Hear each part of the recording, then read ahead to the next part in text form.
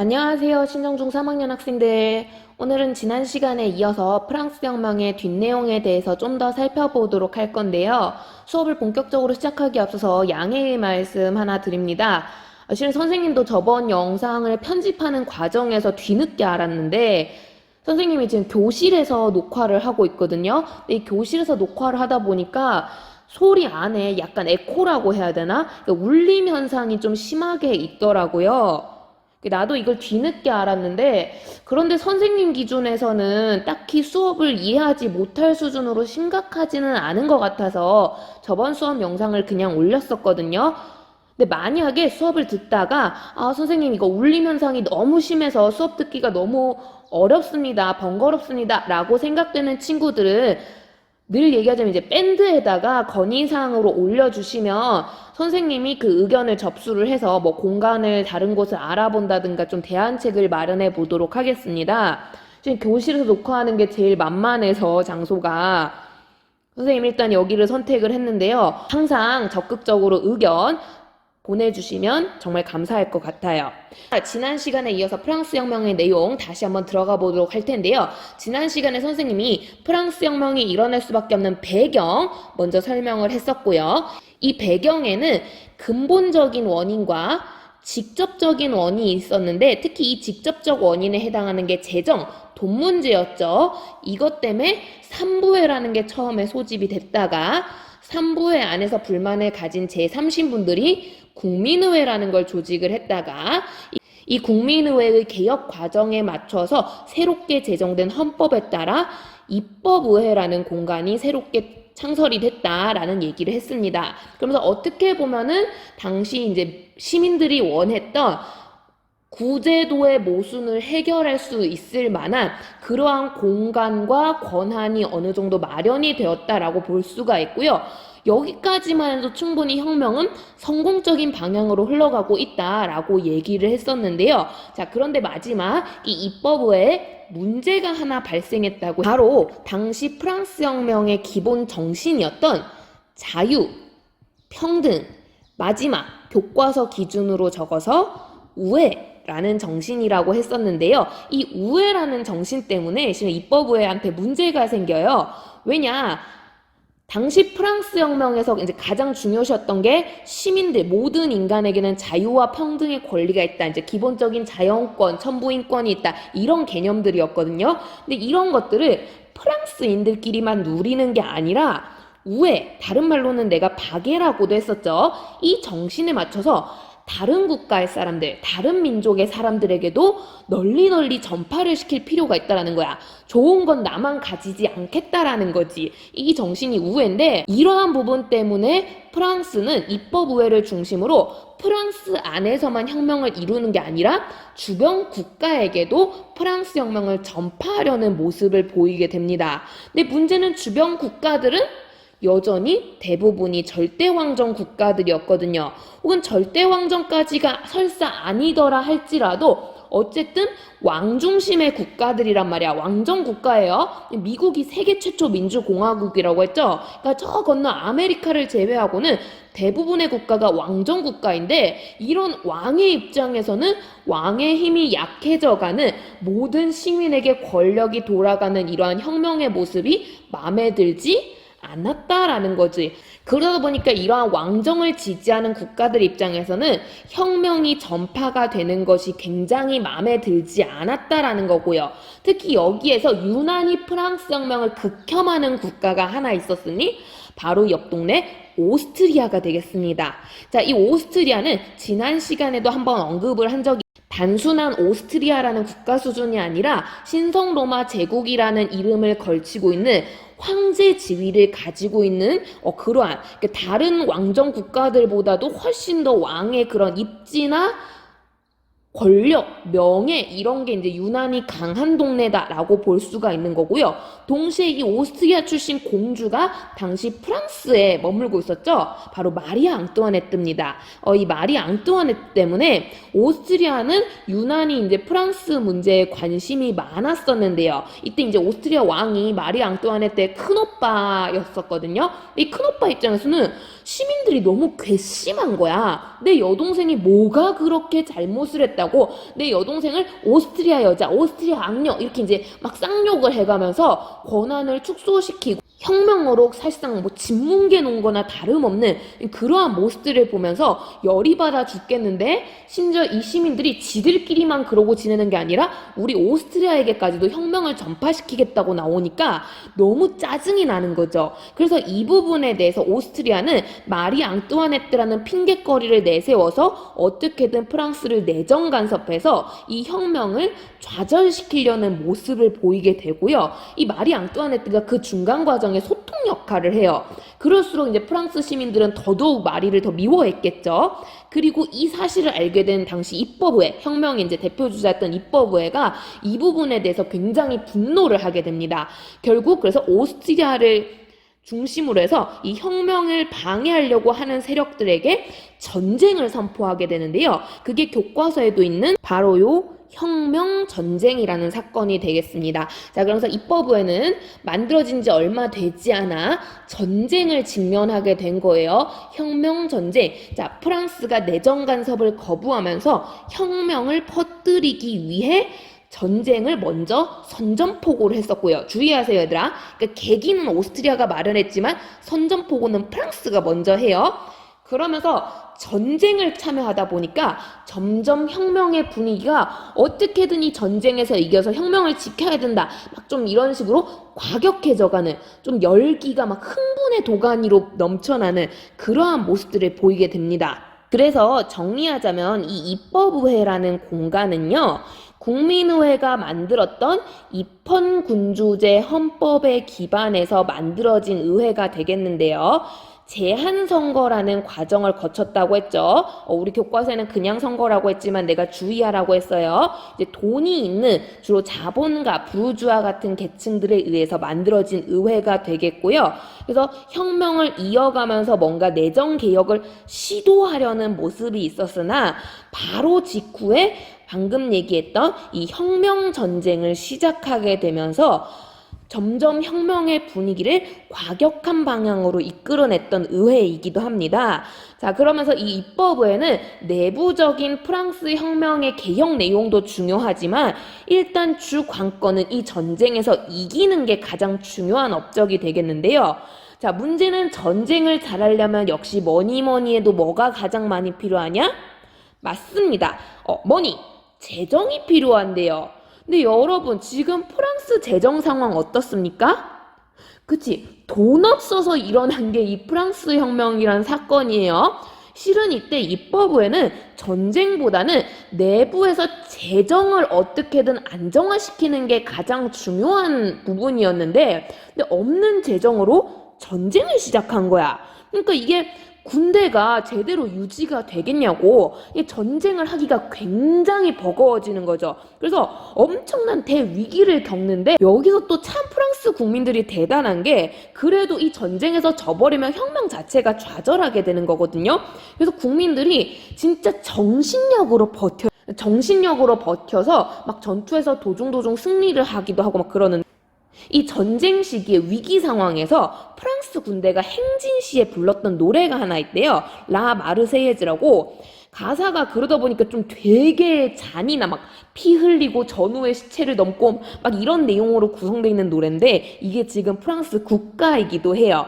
그런 모습들을 이제 보이게 되는데, 어쨌든 결론은 입법부에는 그래서 제대로 된 개혁도 못하고 나라 상황은 점점 더 어려워지는 거죠. 게다가 어디까지나 이 정신력으로 버티기는 가능했으나 이기는 건 사실상 무리수라고 볼 수가 있는 거고요. 심지어 이 전쟁은 프랑스가 먼저 선전포고를 해서 처음에는 오스트리아와 시작을 했으나 뒤로 가면 갈수록 오스트리아와 마찬가지로 혁명이 전파되기를 거부하는 왕정 국가들이 연합을 해서 여기에 가담을 해요. 그래서 프랑스는 더더욱 위기에 빠지게 되는 거죠. 자, 결국 여기에 대해서 민중들이 굉장히 크게 분노를 하게 되는 거고요. 그러면서 불만을 가진 특히 수도에 있던 파리 민중들이 당시에 이 왕궁을 습격하는 사건까지도 발생을 해요. 자기들의 불만을 표현하기 위해서. 이걸 이제 파리 민중의 왕궁 습격 사건이라고 많이 얘기를 하는데, 이 과정 속에서 파리 민중들은 아, 우리는 도무지 이 입법 우회를 믿을 수가 없다. 입법 우회를 해산시킬 필요가 있고 이제 새로운 의회를 만들자는 거야. 동시에 이렇게 입법 우회가 멍청한 짓거리를 하는데 이걸 막지 않았던, 또한 오히려 오스트리아와 함께 연합을 해가지고 우리 프랑스 시민들을 짓밟고 혁명을 좌절시키려고 하는 저 왕실 세력, 즉 왕이라는 존재에 대해서 신뢰도가 상당히 떨어졌기 때문에 왕이 아무 짓도 못하도록, 진짜 1도 할 수 없도록 왕권 자체를 정지시킬 필요가 있다. 이런 식의 이제 요구들을 하기 시작해요. 그래서 뭔가 지금 이대로는 안 된다. 아예 뭔가 뒤집어 엎자, 이렇게. 근데 이러한 상황 속에서 입법의 해산은 둘째치고 이 왕권 정지라는 소식이 들려오니까 당시 프랑스 국왕이었던 루이 16세 입장에서는 엄청난 위기감을 느끼게 됩니다. 그럴만하죠? 그러니까 입헌 군주제 자체가 자신의 권력을 굉장히 약화를 시킨 상태인 건데 절대 왕정에서 별 볼 일 없는 왕권을 가진 왕이 됐어요. 근데 이것도 모자라 왕권을 정지시키겠다니, 이 루이 16세 입장에서 엄청나게 불안할 수밖에 없고요. 여기에 더해서 와이프였던 마리 역시도 굉장히 무서웠겠죠. 내가 오스트리아 여자라고 지금 쌍욕 오브 쌍욕을 먹고 있단 말이야. 실제로 내가 그리고 오스트리아랑 프랑스 이제 중간 과정에서 소통을 하면서 약간 혁명을 반대하는 세력들을 모았고 오스트리아를 좀 도와주는 그런 일도 실제로 했었어요. 과연 이 왕권이 정지가 됐을 때 프랑스 시민들이 날 살려줄까? 그러니까 이런 것들이 굉장히 이들에게는 불안감으로 다가오게 되고요. 결국 이들은 안 되겠다, 프랑스 안에서 우리가 살 길이 없다, 도망을 선택을 하게 되는데요. 이 도망 내용이 교과서에는 빠져있는, 그렇지만 꽤 중요한 사건이라 언급하고 갈게요. 바로 루이 16세를 중심으로 왕실이 도망가려다가 딱 걸린 사건, 이걸 우리는 바렌느 사건이라고 부르게 되는데요. 당시 왕권 정지로 인해서 위기감을 느꼈던 왕실에서 도망을 결정을 했어요. 근데 이 도망을 어디로 가면 좋을까 생각해 보니까 지금 왕실이 가장 안전하게 머물 수 있다고 생각한 곳이 오스트리아였거든. 그래서 이 오스트리아 방향으로 이제 왕자랑 공주랑 루이 16세랑 마리 앙뚜아네트와 일부 이 왕실을 지지하는 세력이 이제 마차를 타고 도망을 갑니다. 도망을 가던 도중에 이 오스트리아 바로 옆에 있는 국경 지역이에요. 이 마을의 이름이 바렌는데 진짜 촌동네 오브 촌동네고 국경 완전 코앞이었는데 여기에서 딱 걸려요. 딱 걸리는 사건인데 이거 걸리는 것도 참 어이가 없다. 실은 여기가 완전 깡촌 오브 깡촌이고 수도랑 너무 거리가 먼 곳이라 원래 이 동네 사람들이 왕의 얼굴을 몰라야 정상이거든요. 여러분도 상식적으로 생각이 되겠지만 도망을 가는데 왕이 나 왕이요 이렇게 옷 입고 도망가진 않을 거 아니야, 그치? 그러니까 일반 그냥 도망 다니는 평범한 귀족처럼 옷을 갈아입고 마차도 좀 허름한 거 타고 이제 그렇게 도망을 가고 있었거든.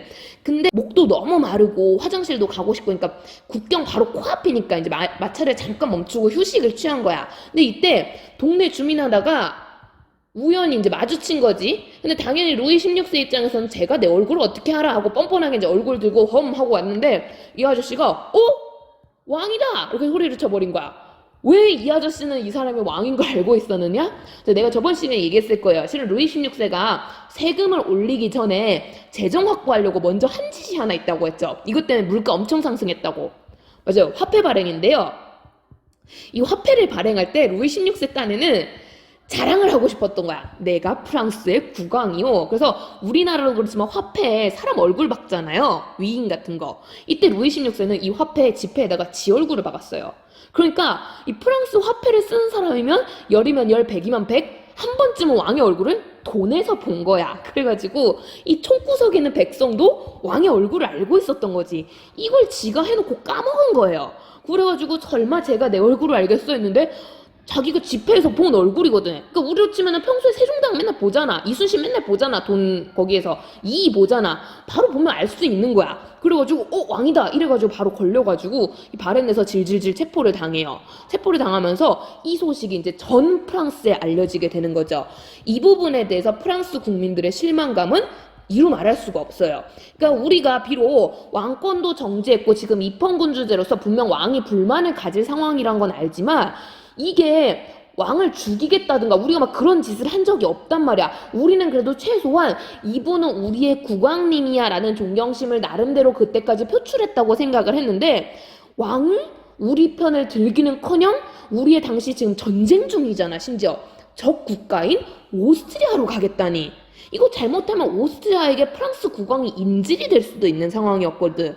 그럼 프랑스가 전쟁을 어떻게 하겠냐고. 이건 나라를 버린 행위고 배신 행위고 국민을 기만한 행위야.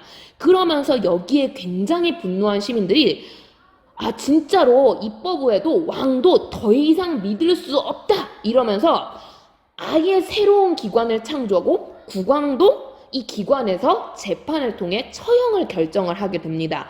이렇게 만들어진 다음 기관이 바로 국민공회라는 공간이 되겠고요. 이 국민공회 같은 경우가 되게 프랑스에서 엄청 가장 핫한 공간이라고 할 수 있는데 왜 그러냐? 일단 만들어지는 과정 자체가 제한선거가 아닌 보통선거예요. 즉 앞서 가지고 있었던 돈에 따른 차별, 즉 내가 재산이 있어야만 투표를 할 수 있다. 이거를 없앴어요. 없애고 그냥 프랑스 남성이라면 누구나 투표를 할 수 있다. 이렇게 규정을 바꿨거든요. 근데 내가 이렇게 말을 하면 조금 센스 있는 친구들은 물어볼 거예요. 쌤, 남자만 투표하면 여자는요? 그럼 제한선거 아니에요? 라고 볼 수도 있는데 당시 시대적 상황에서 여성은 애초에 시민이라는 자격에 포함되지 않아요. 아테네랑 비슷하죠. 그런 점은. 그러니까 여성이란 자체가 아예 시민의 그런 기본적인 카테고리에 들어가지 않기 때문에 그러니까 시민인데도 이전에는 재산이 있어야만 투표가 가능했다면 이제는 시민이라면 누구나 선거가 가능하니까 이건 보통 선거라고 표현을 합니다. 그래서 조금 우리 여자의 입장에서 아쉬울 수도 있지만 어쨌든 그렇게 만들어졌다 볼 수 있고요. 또한 이 국민공회는 이미 이제 국왕에 대해서 실망감을 가진 국민들의 여론을 반영해서 만들어진 공간이다 보니 왕이 있는 걸 원치 않아요. 왕이 없는 정부 형태를 지향하게 되면서 우리가 이제 알고 있는 공화제, 입헌군주제가 아닌 공화제 형태로 정부를 구성하는 그러한 공화제 지향의 헌법을 통해서 만들어지게 되고요.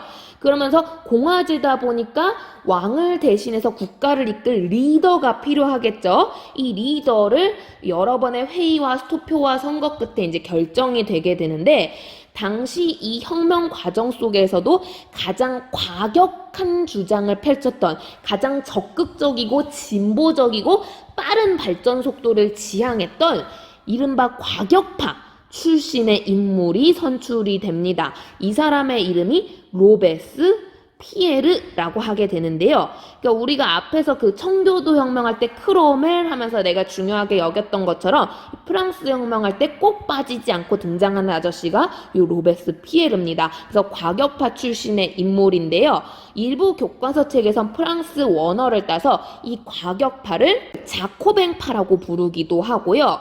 혹은 급진파라고 부르기도 해요. 그래서 약간 어쨌든 빠르다, 급하다, 약간 이런 의미를 지닌 단어면 이 세력이구나 라고 생각을 하시면 되겠고요. 그래서 이 로베스 피에르와 과격파를 중심으로 구성된 국민공회에서 이제 바렌느 사건을 일으킨 국왕 부부를 재판을 하게 된 거죠. 재판하면서 왕이 너무 괘씸하단 말이야. 그동안의 모든 잘못들을 총집합해서 어쩔 수 없어 국왕을 처형하겠다 이렇게 이제 판결을 내리게 되고요.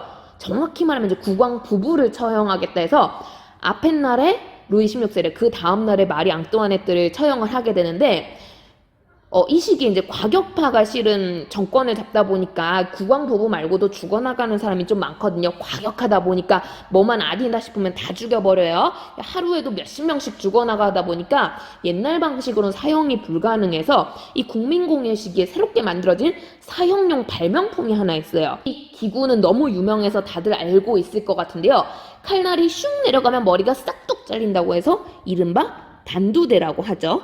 사실 이 단두대는 기요틴이라는 사람이 개발했다고 해서 원래 명칭은 기요틴인데 이제 이게 우리나라식으로 번역이 되면서 단두대라고 알려져 있습니다. 재밌는 건 기요틴 본인도 이 단두대에서 목이 날아갔다고 하는데요. 뭐 그거는 그렇다 치고 그래서 루이 16세가 이 단두대에서 처형이 됩니다. 그러면서 이제 루이 16세 처형날 프랑스 거의 엄청난 숫자의 국민들이 모여가지고 이제 이 처형 장면을 지켜보게 되는데요. 이게 목이 떨어져가지고는 이걸 이제 집행인이 쫙 드니까 사람들이 와 함성치고 난리가 나잖아. 그 이 함성 소리, 고함 소리, 왕이 죽었다, 막 만세 뭐 이런 외치는 소리 이런 것들이 옆에 있는 감옥에 들려요. 다음날 사망을 당할 마리 앙뚜아네트 심정이 오죽하겠습니까? 실제로 그 마리 앙뚜아네트가 그것 때문인지 모르겠지만 하루 만에 그 사람의 되게 매력 포인트 중에 하나가 찰랑찰랑한 금발이었는데 그 금발이 하얗게 탈색이 됐었다고 해요. 그러면서 다음날 오스트리아 여자라고 불렸던 마리마저도 처형을 당하게 되고요. 이후에 이제 이 국민공예, 바로 요 로베스피에르를 중심으로 프랑스는 새로운 방향의 개혁을 시작을 하게 됩니다.